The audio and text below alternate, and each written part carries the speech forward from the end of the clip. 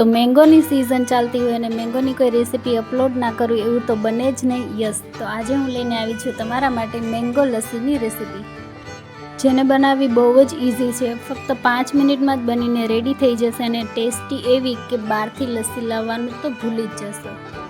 તો એના માટે મેં કેરી લીધી છે. કેરીને સૌપ્રથમ કટ કરી લઈશું.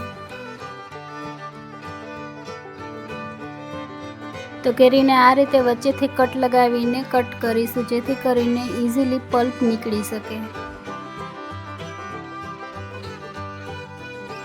તો એક મિક્સર જાર લઈશું, એમાં 1 અથવા 2 કેરીના પલ્પને એડ કરી દઈશું.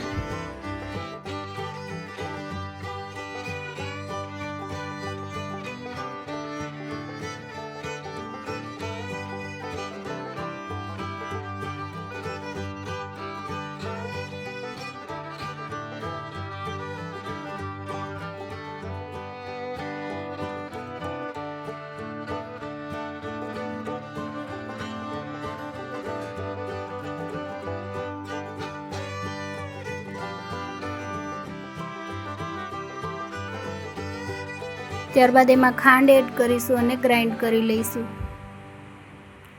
અને આ રીતનો પલ્પ રેડી કરી લઈશું. હવે 1 કપ જેટલું દહીં લઈશું અને પાવડર શુગર એડ કરીશું. દહીંને સરસ રીતે ફેટી લઈશું. દહીંને ફેટવા માટે આપણે ઇલેક્ટ્રિક બ્લેન્ડરનો યુઝ નથી કરવાનો, નહીં તો બહુ વધારે પડતું પતલું થઈ જશે. આ રીતે હાથો વડે જ વિસ્ક કરીશું. 5 થી 7 મિનિટમાં રેડી થઈ જશે.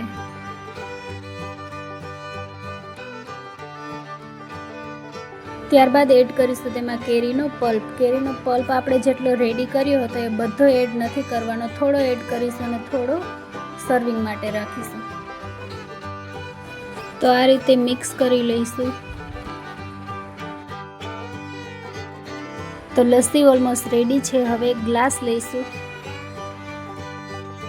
હવે એડ કરીશું તેમાં પ્રિપેર કરેલ કેરીનો પલ્પ. તેને આ રીતે ગ્લાસની ફરતે સાઈડ ફેલાવી લઈશું. કટ કરેલ કેરીના ટુકડા એડ કરીશું અને તૈયાર કરેલ લસ્સી એડ કરી દઈશું.